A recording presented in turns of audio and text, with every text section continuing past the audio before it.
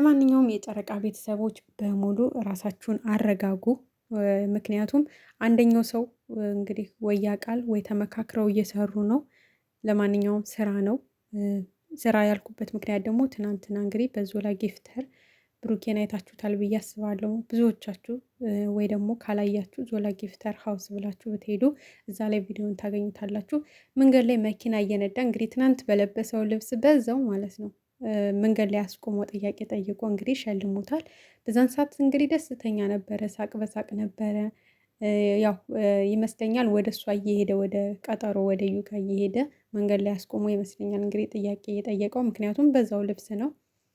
እና ደስተኛ ነበረ፣ በጣም እየሳቀ ነበር ፍክትክት ብሎ ማለት ነው። እንኳን አይደለም እንደዚህ አይነት ችግር ውስጥ ያለ ሰው ሊመስል ይቅርና እንደዚህ አይነት የምር ችግር ውስጥ ቢሆን መኪናውን ራሱ አያቆምለትም ነበረ፣ ላሽ ብሎ መሄድ ይችል ነበረ ማለት ነው።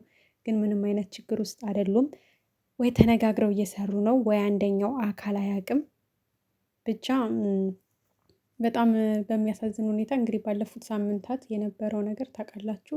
የሀይሜ የልብ ስብራት፣ የሀይሜ እንባ የብዙዎቻችን ልብ ሰብሮታል። ብዙዎቻችን ልብ ውስጥ በቃ ቆስሏ እኛም ጋር አለ ማለት ነው።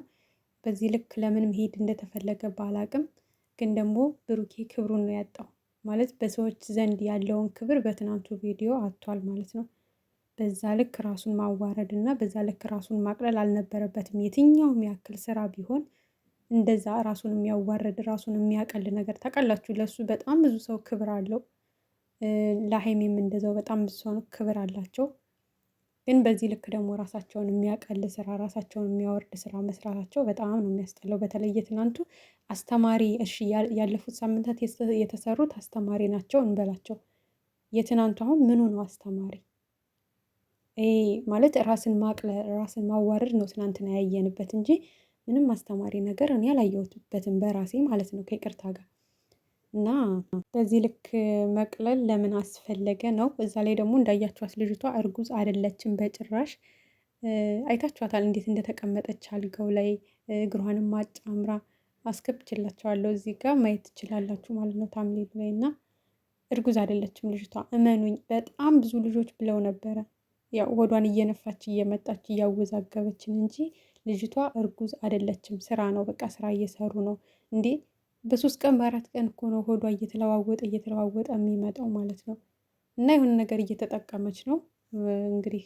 ወይ አንዱ ሰው ደግሞ ሊያጋልጣት ይችላል እንደ ትናንቱ እንደ ብሩኬ መንገድ ላይ የሆነ ጥያቄ ጠይቆ ምንም ነገር ሳታደርግ ወጥታ ወይ እግዚአብሔር ያጋልጣታል ብዬ አስባለሁ። ምክንያቱም ብሩኬም እንግዲህ ትናንትና ባላሰበው ባልጠበቀው መንገድ ያው መንገድ ላይ ተይዘው እርግጥ እንግዲህ አላቅም ቪዲዮ እንደሚቀርጹት ይወቅ አይወቅ አላቅም። እንደሚቀርጹት ግን ቢያውቅ በእርግጠኝነት ማለት ነው እንደዛ ሳቅ በሳቅ አይሆንም ነበር። ምክንያቱም ትዝ ይለዋላ እየሰራ ያለው ስራ ኦዲየንስ ጋር እንዳይደርስበት ሾልኮ እንደሚወጣ ስለሚያውቅ እሱ ልጁ በእርግጥ ከርቀት ነው ያው የሚቀርጸው ሰውዬ ከርቀት ነው።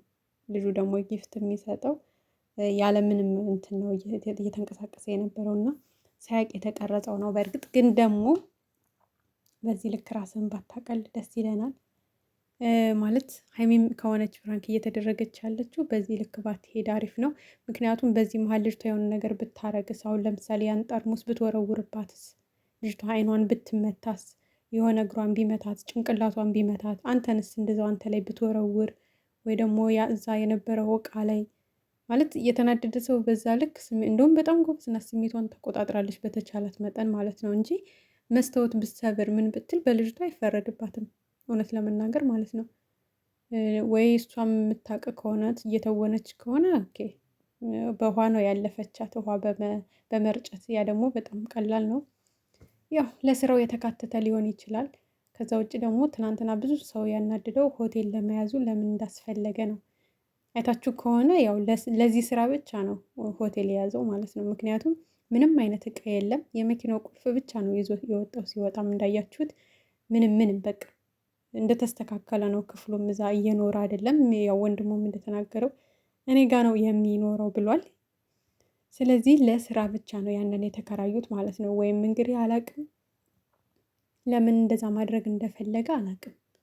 ህዝቡን ግራ ለማጋባት ነው ምንድን ነው ብቻ። ለምን የሆነ የትናንቱ ምን አለፋችሁ ስደቡኝ፣ በቃ አላ ዝለፉኝ፣ ስደቡኝ እንደዚህ አይነት ነገር ነው የሚመስልበት። እና የትናንቱ በጣም ነው ብዙ ሰው የተናደደውም በጣም ነው ብዙ ሰው ያዘነውም። እንግዲህ የራሳቸውን መልእክት ብዙዎቹ አስተላልፈዋል ማለት ነው። ብዙዎቹም በዚህ ልክ ራስህን ክበካል፣ በቃ ካንተ ሌላ ወንድ የሌለ እስከሚመስል ድረስ ነው እያደረግክ ያለው፣ እንደዛ ከሆነ አትሳሳት የሚሉ ብዙ እህቶችም መልእክት አስተላልፈዋል። አብዛኛዎቹ ደግሞ የማታውን ጊፍተር ሲያዩ እዩ እንግዲህ አልቧት ነበር እንዳያችሁት። አንዳንድ ሰው በጣም ብዙ ላብ የሚያስቸግረው ሰው አለ። ያ ደግሞ እንግዲህ ምንም ማድረግ አይቻልም ማለት ነው። ሙቀት የማይችል ሰው አለ። ከባድ ሙቀት ሆኖ ደግሞ የማያልበው ሰው አለ። ይሄ እንግዲህ አላቅም እንደ ሰው ይለያያል። እና ትናንት እንዳያችኋት እንግዲህ ግማሹ ከብብቷ በታች የነበረውን ልብስ ርሶ ነበረ እና የማታውን የስጦታ እንትን ሲያዩ ለዩ ዶዶራንት ነው ለዩ ምንድን ነው እያሉ ነበር ቲክቶክ ላይ እና በሳቅ ነው የሞትኩትኝ የምር። እና አይደለም ጊፍት ተሸልሞ ነው ከዞላ ጊፍተር ማለት ነው ውድ ቤት